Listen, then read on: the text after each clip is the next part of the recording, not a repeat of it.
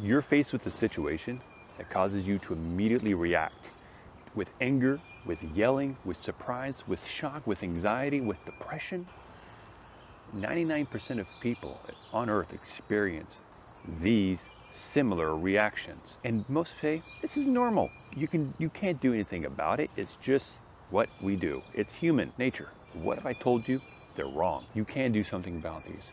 These are merely emotional imprints, and you can do something about them. In this video, we're going to talk exactly about that. What emotional imprints are, where they come from, and why they matter, and what you can do about it. Emotional imprints, we first need to set the table.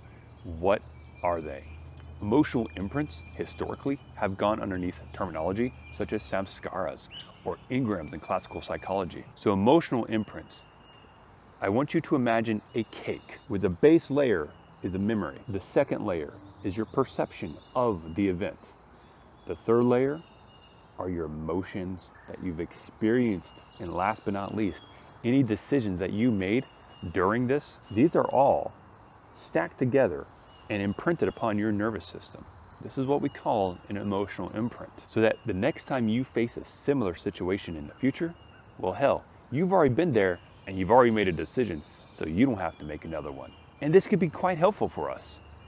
When I am faced with the situation, when my child is throwing her diaper around the room, I don't have to figure out what to do. I just do it.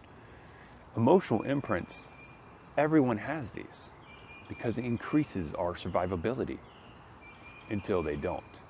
See, emotional imprints, they can both be positive, which sometimes they are, but they can also be negative. That emotional imprint was created during a period of intense feeling. And so your body, your nervous systems, it has to react.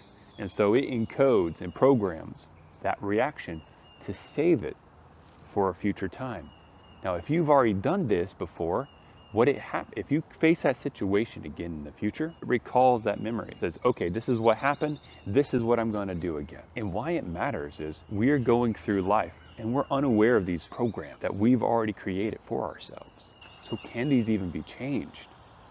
While emotional imprints are durable, they are malleable. They can be changed. When you bring an insight back into conscious awareness, while being in a safe, grounded, and silent situation, you open up that memory into an edit window. A process called reconsolidation by researchers. This is, you can also say, somatic release technique, EMDR, deliberate cognitive reframing. These are all a bunch of terms that you could use to describe the same thing, different techniques. In later videos, I will show you my personal technique, which I use to help me revisit and re-edit these old rules to making them work for me. You are probably aware of at least one or two imprints. So if you find this video helpful, just go ahead and drop a like, drop a comment, let us know. Thank you so very much and take care.